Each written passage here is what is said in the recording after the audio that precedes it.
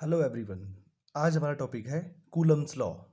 और Coulomb's law electrostatics के क्या रूट है। यानी कि अगर हमको कूलम्स लॉ समझ आ गया है तो हम इलेक्ट्रोस्टैटिक को आराम से समझ सकते हैं। तो देखिए कूलम्स लॉ होता क्या है और कूलम फोर्स क्या होता है, इलेक्ट्रोस्टैटिक फोर्स क्या होता है। देखिए स्टार्ट करते हैं। तो इससे पहले हम जानते हैं कि फोर्स क्या क्या होते हैं और फोर्स कैसे एक्सर्ट किया जाता है। तो फोर्स लगाने के मेनली दो मेथड हमारे पास होते हैं। एक तो होता है कांटेक्ट मेथड, एक होता है फील्ड मेथड। कांटेक्ट मेथड में क्या होता है कि फिजिकल कांटेक्ट जरूरी चाहिए होता है। जैसे हमको ये ऑब्जेक्ट हमारे पास यहाँ पे है, हमको इसको यहाँ से पिक करना है।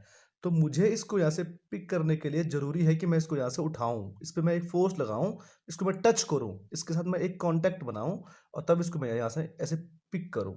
इस मेथड को हम लोग बोलते हैं कांटेक्ट फोर्स या कांटेक्ट मेथड। देखो एक मेथड और भी होता है जिसमें कि हमको कांटेक्ट लगाने की कोई जरूरत नहीं पड़ती है। जैसे कोई सेब अगर हमारे पास पेड़ पे लगा हुआ है, पेड़ से अगर सेब गिरेगा तो वो नीचे ही गिरेगा। यानी कि पेड़ यानी कि एप्पल पे सेब पे एक फोर्स लग रहा है जो कि अर्थ एक्सर्ट कर रही है, जिसको कि हम लोग जानते हैं हमेशा से। तो यहाँ पे अर्थ और सेब के बीच में कोई भी फिजिकल कांटेक्ट नहीं है। ऐसा नहीं है कि अर्थ से कोई चीज घपाक करके ऊपर आई और वो उसको नीचे ले गई, ऐसा नहीं होता है। यानी कि दोनों के बीच में कोई भी कांटेक्ट नहीं है तब भी फोर्स लग रहा है। ऐसे फोर्सेस को हम लोग बोलते हैं फील्ड फोर्सेस। ठीक है। कांटेक्ट फोर्सेस को हमने क्लास 11th में, छोटी क्लासेस में हमने इनको पढ़ा हुआ है। फ्रिक्शनल फोर्सेस, मस्कुलर फोर्सेस और भी एग्जांपल होंगे इसके। दूसरा फील्ड फोर्सेस पे हम लोग यहाँ पे फोकस करेंगे क्लास 12th में, क्लास 11th में। देखिए फील्ड फोर्सेस में क्या होता है, body makes its own field and anything in that field will experience a force.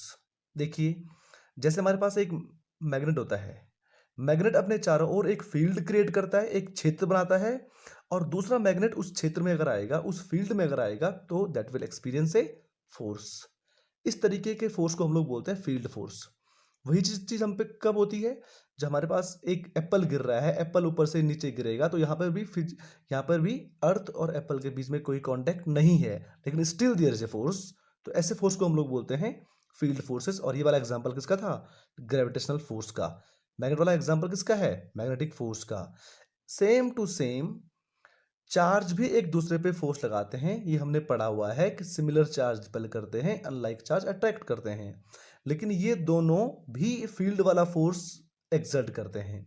यानी कि अगर हमारे पास यहाँ पर एक चार्ज है, यहाँ पे एक चार्ज है, तो ये दोनों आपस में एक फोर्स एक्सर्ट कर रहे हैं। यानी कि एक चार्ज भी अपने चारों ओर एक फील्ड क्रिएट करता है and any other charge in that field will experience a force, right. And that force is known as Coulombic force और इलेक्ट्रोस्टैटिक फोर्स। ये तो हमको है पता। Now what we are going to find that how much is that force. क्योंकि हम लोग जानते हैं physics is a branch of measurement. हम लोग फिजिक्स में चीज़ों को नापना जानते हैं। अगर ये फोर्स लगा रहे हैं, अगर दो चार्ज आपस में फोर्स एक्सर्ट कर रहे हैं, अब हम ये जानना चाह रहे हैं कि वो फोर्स कितना है, राइट। तो इस पे सबसे पहला जो काम किया है वो काम किया है कूलम्स ने। और कूलम्स ने भी न्यूटन की हेल्प ली। जो न्यूटन ने ग्रेविटेशनल फोर्स हमको दिया था, Newton's law of gravitation. Gravitation में हम पे एक लॉ आया था, न्यूटन्स लॉ। सिमिलर एनालॉजी इन्होंने अपनाई, किन्होंने, कूलम ने। तो इन्होंने अपना लॉ दिया, दैट कूलम्स लॉ। और देखिए हम यहाँ पे एक एनालॉजी करते हैं इस तरीके से। अकॉर्डिंग टू न्यूटन, अगर हमारे पास दो दो बॉडीज हैं, m1 इसका मास और m2 इसका mass, the distance between them is suppose r, then the force, gravitational force is directly proportional to the product of the masses m1 m2, and gravitational force is inversely proportional to the square of the distance between the masses, between the bodies. और combine अगर हमने इसको किया तो F G is equal to हमको मिला था जी m1 m2 over R square. ये हमको आता है, ये हमने किया हुआ इससे पहले क्लास 11th में। यही एनालॉजी इन्होंने अपनाई, किन्होंने, कूलम ने। और कूलम ने अपना फेमस लॉ दिया, that is Coulomb's law of electrostatics, Coulomb's law, right. देखिए इन्होंने क्या बोला, उन्होंने बोला दैट अगर हमारे पास दो पॉइंट चार्जेस हैं, पॉइंट चार्ज है। देखिए मैंने यहाँ पे वर्ड यूज किया बॉडीज, यहाँ मैं वर्ड यूज़ कर रहा हूँ पॉइंट चार्जेस। मैं यहाँ पे दो चार्ज बॉडी नहीं बोल रहा हूँ। ये मैं आपको नेक्स्ट वीडियो में दिखाऊंगा कि मैं ऐसे क्यों बोल रहा हूँ। दो चार्ज पॉइंट चार्ज हमारे पास है Q1 and Q2 and the distance between them is suppose R। Then the force of attraction and the repulsion. Attraction कब होगा? जब ये चार्जेस अनलाइक होंगे। और रिपल्सन कब होगा? जब ये चार्जेस सिमिलर होंगे, plus plus. Then the force of attraction between the charges, Fe, E stand for electrostatic, is directly proportional to the product of the charges Q1 Q2, and Fe electrostatic force is proportional to the square of the distance between the charges। Same analogy है। और अगर हमने इसको combine किया that Fe will be equal to the Q1 Q2 over R square, and to remove this sign we apply a constant K। इन दोनों में basically किस चीज का डिफरेंस है, इस चीज को समझना है हमको। देखिए, ग्रेविटेशनल फोर्स का कॉज क्या होता है? मास। मास, बिना मास के दो बॉडी हमारे पास होनी चाहिए, दो बॉडी, दो डिफरेंट डिफरेंट बॉडीज हमारे पास होनी चाहिए, तब जाके के ग्रेविटेशनल फोर्स एक्सर्ट होता है दो बॉडी के बीच में, m1 m2 जिनका मास है, यानी कि mass is the root cause of gravitational force. Same to same electrostatic force, Coulombic force exert करने के लिए हमको दो चार्ज बॉडी का चाहिए होना बहुत जरूरी है। दो चार्ज बॉडी। देखिए, then the force of attraction between, मैं बोल रहा हूं तो हमको दो चार्ज बॉडी चाहिए, यानी कि charge is the basic root of, basic cause of electrostatic force. Now the difference, the main difference is, अगर हम दो बॉडीज को अभी एयर में रख रहे हैं तो एयर में उन दोनों के बीच का फोर्स, अगर मैं उन्हीं दो बॉडी को और सेम डिस्टेंस में उन दोनों के बीच में रखूं और उनको मैं लेके जाऊं लिक्विड में, और तब उन दोनों के बीच का फोर्स, मैं उन्हीं दो बॉडी को लेके जाऊं स्पेस में जाके वैक्यूम है, और दोनों के बीच की डिस्टेंस भी फिर से वही रखूं सेम, हमने ये पाया हर जगह उन दोनों के बीच का फोर्स, ग्रेविटेशनल फोर्स की मैं बात कर रहा हूं, सेम था। सेम, यानी कि इन दो बॉडी को मैं किसी भी मीडियम में लेके जाऊं, कहीं भी लेके जाऊं, फोर्स सेम रहेगा। इसीलिए ये कांस्टेंट जो है that is universal gravitational constant, ये कभी नहीं चेंज होगा, यूनिवर्सल ग्रेविटेशनल कांस्टेंट। ओके, इसके रिस्पेक्ट में अगर मैं यहां बात करूं तो देखिए क्या होता है, अगर मैं तो चार्ज बॉडी को किसी दूसरे मीडियम में लेके गया, हमने ये देखा कि फोर्स चेंज हो जाता है। अगर फोर्स चेंज हो गया है, यानी कि ये जो फोर्स है इलेक्ट्रोस्टैटिक फोर्स, ये मीडियम से अफेक्ट होता है। ये बड़ा इंपॉर्टेंट वो है, डिफरेंस है इन दोनों फोर्सेस में। और अब हमको यही समझना है कि मीडियम की कौन सी प्रॉपर्टी, मीडियम का कौन सा गुण इस फोर्स को अफेक्ट करता है, इलेक्ट्रोस्टैटिक फोर्स को अफेक्ट करता है, राइट। और अब हमने ये देखा, देखिए मैं एक टर्म यहां पे लिख रहा हूं, वो टर्म हमारी आएगी परमिटिविटी। Permittivity of medium. देखिए, बहुत इंपॉर्टेंट टर्म है, इसको समझना बहुत जरूरी है हमारे लिए। परमिटिविटी क्या होती है? देखिए, हमारे पास दो बॉडीज हैं, दो दो चार बॉडीज, ये इस तरीके से हमारे पास दो चार्ज बॉडीज हैं। हमने इन दोनों के बीच में एक मीडियम रखा, एक मीडियम प्लेस ये रखा हमने, ये रहा इन दोनों के बीच का मीडियम। ओके, मान लो ये चार्ज बॉडी Q1 और ये चार्ज बॉडी Q2, तो ये इस पे एक फोर्स लगा रही है, मान लो 100 न्यूटन का, 100 न्यूटन का, या ये बॉडी इस पे एक फोर्स लगा रही है 100 न्यूटन का। मैं इसको इस तरीके से समझाता हूं, ये यहां से 100 स्ट्रिंग भेज रही है सामने, 100 स्ट्रिंग तार सामने भेज रही है, और इसको 100 तार से खींच रही है, राइट। अब मैंने इन दोनों के बीच में एक मीडियम रख दिया है। अब ये मीडियम क्या कर रहा है, ये मीडियम यहां से, ये मीडियम यहां से आने वाले 100 स्ट्रिंग में से 90 को ब्लॉक कर देता है। 90 को ब्लॉक किया और 10 को अलाउ किया, तो ऑब्वियसली अब ये 10 स्ट्रिंग से खींचेगा क्योंकि 90 तो ब्लॉक हो चुकी है। इसका मतलब फोर्स ऑब्वियसली कम हो जाएगा, फोर्स कितना बच जाएगा? 10 न्यूटन बच जाएगा, जो कि पहले 100 न्यूटन था। तो इस मीडियम ने क्या किया, इस मीडियम ने फोर्स को रिड्यूस कर लिया है, राइट। कितना रिड्यूस कर लिया है? 90 रिड्यूस कर लिया है। हमने इन दोनों के बीच का मीडियम फिर से चेंज किया, और अब मैंने इसके बीच में ये मीडियम फिल कर दिया है, राइट। अब इसने क्या किया, ये अभी भी 100 ही स्ट्रिंग भेज रहा है, लेकिन इसने अब 60 को ब्लॉक कर दिया है और 40 को अलाउ कर दिया है। इसका मतलब अब जो फोर्स इन दोनों के बीच में लग रहा है, जो फोर्स इन दोनों के बीच में लग रहा है, वो अब 40 न्यूटन है, क्योंकि 60 तो रिड्यूस हो गया है। तो मीडियम की एक प्रॉपर्टी, अगर ये दोनों नहीं है तो इन दोनों के बीच का फोर्स कितना है? 100 भेज रहा है, और इन 100 को रोकने वाला कोई नहीं है, बीच में वैक्यूम है या एयर है, तो 100 का फोर्स लग रहा है। तो मीडियम की एक प्रॉपर्टी है जो कि फोर्स को रिड्यूस कर रही है, और वो प्रॉपर्टी को हम लोग बोलते हैं परमिटिविटी। ये मीडियम की ऐसी प्रॉपर्टी है जो फोर्स को रिड्यूस कर रही है। If permittivity is more than force is less. देखिए, ये दोनों बॉडी हमारे पास थी, और ये बॉडी थी, इसने फोर्स को रिड्यूस किया कितना? 100 से लेकर 10 किया इसने, क्योंकि इसने 90 को ब्लॉक कर दिया है, 90 को। इसका मतलब इसकी परमिटिविटी 90। परमिटिविटी कितनी? 90। फोर्स कितना? 10 बच गया है। सेकेंड केस में फोर्स कितना हो गया था? 40। परमिटिविटी कितनी? ब्लॉक कितने हुए थे? 60। तो परमिटिविटी 60 और फोर्स 40, राइट? इसका मतलब if permittivity of the medium is higher then the force gets reduced, force will be lesser, right? तो इसको हम लोग नोट कर लेते हैं कि परमिटिविटी क्या होती है। तो परमिटिविटी क्या होती है?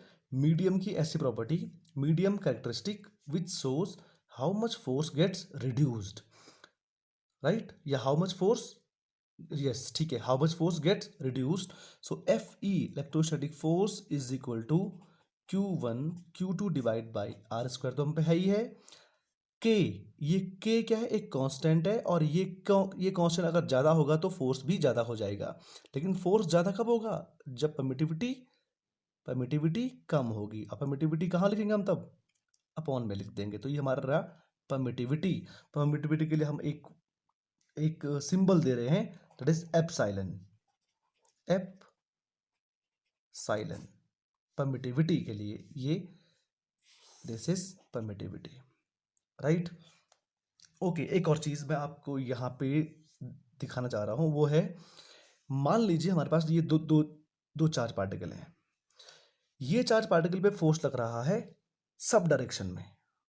सब डायरेक्शन मतलब यहाँ भी फोर्स लग रहा है, यहाँ भी फोर्स लग रहा है, यहाँ भी फोर्स लग रहा है, यहाँ भी फोर्स, सब जगह इस पे फोर्स लग रहा है। तो इस पे कितने डिग्री पे फोर्स लग रहा है? तो आंसर है 4 पाई पे। 4 पाई क्यों? ये पूरा एंगल इधर इधर 180 का, यानी कि पाई का, यहाँ एंगल पाई का, ऊपर एंगल पाई का, इधर एंगल नीचे के लिए पाई का, तो कितना हो गया? 4 पाई। एक पॉइंट पे बनने वाला एंगल कितने का होता है? 4 पाई का, यानी कि 4 पाई का सॉलिड एंगल की मैं बात कर रहा हूँ। तो 4 पाई सब डायरेक्शन में इस पे फोर्स लग रहा है। तो एक डायरेक्शन में इस पे कितना फोर्स लग रहा है?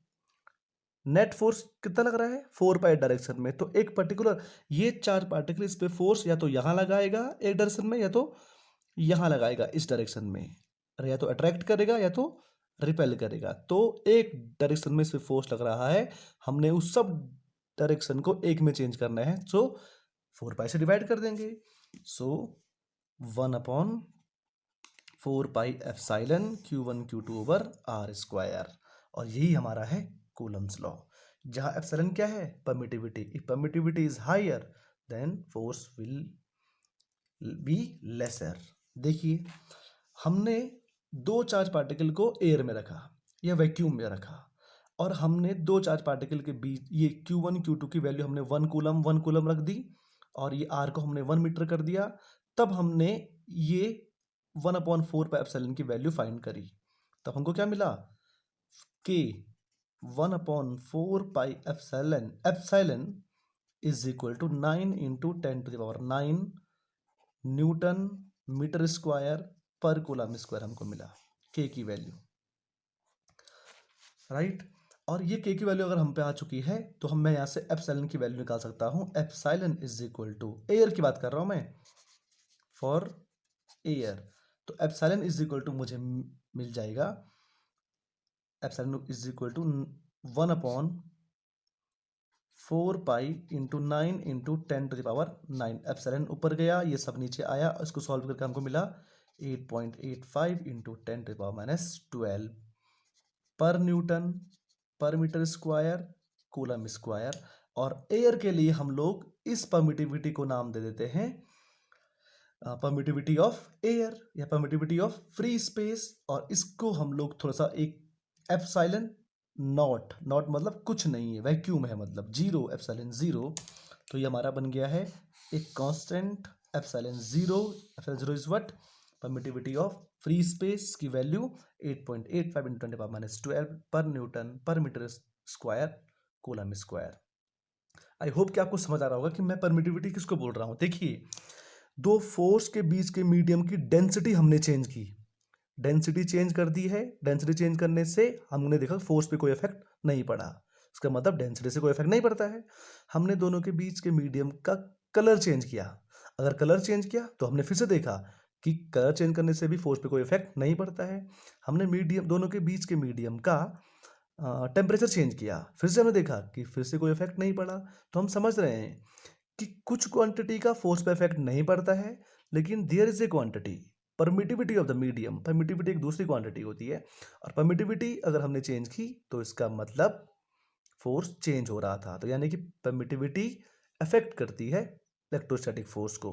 परमिटिविटी जैसा कि नाम से ही लग रहा है, परमिटिविटी कितना परमिट करता है, कितना फोर्स को अलाउ करता है, राइट? कितना फोर्स को अलाउ करता है, इन अदर वर्ड्स कितना फोर्स को ब्लॉक करता है, राइट? ठीक है, नेक्स्ट टर्म, एक छोटी सी टर्म मुझे और समझानी है, अब वो है रिलेटिव परमिटिविटी। रिलेटिव परमिटिविटी, और ये इससे ज़्यादा इंटरेस्टिंग है, इससे ज़्यादा इंपॉर्टेंट है, परमिटिविटी से ज़्यादा भी इंपॉर्टेंट। देखिए, रिलेटिव परमिटिविटी, देखिए ये दो चार पार्टिकल हमने एयर में रखे हुए हैं, इन दोनों के चार्ज है Q1 Q2, दोनों के बीच की डिस्टेंस है R, तो इन दोनों के बीच का फोर्स है FA। So FA is equal to हो जाएगा K naught K 1/4 pi epsilon naught what, permittivity of free space, and Q1 Q2 over R square, number 1। और अगर मैंने इन दोनों चार्जेस को किसी मीडियम में डाल दिया है तो अब इन दोनों के बीच का फोर्स हो जाएगा 1/4 पाई एप्सिलॉन। अब एप्सिलॉन जीरो नहीं होगा क्योंकि मीडियम आ गया है अब, Q1 Q2 over R square, number second. ठीक है, मैं काम करता हूँ, FA ओवर FM करूँगा तो 1/4 पे सारा हमारा कैंसिल हो जाएगा। सो हमको मिल जाएगा एप्सिलॉन ओवर एप्सिलॉन नॉट, और ये इज इक्वल टू होता है K। Now what is K? K is relative permittivity. Relative permittivity, देखिए मैं क्या बोल रहा हूँ, ये वही टर्म है जो हमने किससे पहले कभी रिलेटिव डेंसिटी की टर्म में पढ़ी थी। हमने बोला किसी, हमारे पास कोई लिक्विड है, उसकी रिलेटिव रिलेटिव डेंसिटी 2 है, तो हम समझ रहे हैं ये वाटर के रिस्पेक्ट में डबल इसकी डेंसिटी है। अगर हमने बोला उसकी डेंसिटी, उसकी रिलेटिव डेंसिटी हाफ है, तो हम समझ रहे हैं वाटर के रिस्पेक्ट में इसकी डेंसिटी आधी है। यानी कि अब मुझे उस पर्टिकुलर लिक्विड की डेंसिटी फाइंड नहीं करनी पड़ रही है, तो हम क्या कर रहे हैं, वाटर को आइडियल मान करके और की डेंसिटी को एक्सप्लेन कर रहे हैं, मतलब कि है कितनी इसकी डेंसिटी। देखिए, मैंने बोला किसी हमने दो चार्ज पार्टिकल को किसी मीडियम में रखा, और उस मीडियम में उन दोनों के बीच का फोर्स एयर के कंपैरिजन से हाफ हो गया है। कितना हो गया फोर्स? हाफ हो गया है। तो अगर फोर्स हाफ हो गया है तो हम समझ रहे हैं कि उसकी डेंसिटी पक्का उसकी परमिटिविटी कितनी होगी? डबल, एयर के डबल। कैसे? फोर्स हाफ हो गया ना, अगर फोर्स हाफ हो गया तो परमिटिविटी ज़्यादा हो जाएगी पक्का। हमने बोला दो चार्ज पार्टिकल को हमने किसी ऐसे मीडियम में डाला कि वहाँ पे फोर्स 1/4 हो गया है, 1/4 यानी कि 1/4 रह गया है। इसका मतलब पक्का उसकी डेंसिटी, उसकी परमिटिविटी 4 टाइम होगी। आप समझ रहे हैं? नेक्स्ट, अगर मैंने दो चार पार्टिकल को किसी ऐसे मीडियम में डाला कि इन दोनों के बीच का फोर्स 10 गुना बढ़ गया है, 10 टाइम्स बढ़ गया है, तो मैं समझ रहा हूँ फोर्स कब बढ़ता है, जब उस मीडियम की परमिटिविटी 1/10 होगी एयर के रिस्पेक्ट में, राइट? तो अब हमें ना ये 8.85 इंटू 10⁵ को कंसिडर नहीं करना पड़ेगा। अब मैं एक चीज बोल रहा हूँ, मुझे परमिटिविटी एयर की है पता, तो हम एयर के कंपैरिजन में ही और मीडियम की फाइंड करते रहेंगे। मैंने बोला हमारे पास एक मीडियम है, उसकी परमिटिविटी है, उसकी रिलेटिव परमिटिविटी है 2, तो मैं समझ रहा हूँ एयर के डबल है। मैंने बोला हमारे पास एक मीडियम है, उसकी रिलेटिव परमिटिविटी है 1/3, तो मैं समझ रहा हूँ एयर के 1/3 है, तो उसमें फोर्स ऑब्वियसली बढ़ जाएगा। यानी कि रिलेटिविटी परमिटिविटी जितनी कम, फोर्स उतना ज़्यादा बढ़ जाएगा। ये बात आपको समझनी है। परमिटिविटी जितनी ज़्यादा उतना फोर्स कम, परमिटिविटी जितनी कम फोर्स उतना ज़्यादा हो जाएगा। तो ये था परमिटिविटी ऑफ द मीडियम, और ये था कूलम्स लॉ। कूलम्स लॉ को मैंने टेक्स्ट में नहीं लिखा हुआ है क्योंकि ये तो बहुत सिंपल बन जाएगा हमारा। That force of attraction and repulsion between the two charge particle is directly proportional to the product of the charge particle and inversely proportional to the square of the distance between the charge particle। ठीक है, इन हिंदी, दो आवेशों के बीच का आकर्षण और प्रतिकर्षण बल दोनों आवेशों के गुणनफल के समानुपाती और दोनों आवेशों के बीच की दूरी के वर्ग के व्युत्क्रमानुपाती होता है। राइट, नेक्स्ट वीडियो में हम देखेंगे what are the important facts about the Coulomb's law and then Coulomb's law in vector form. Right, thank you.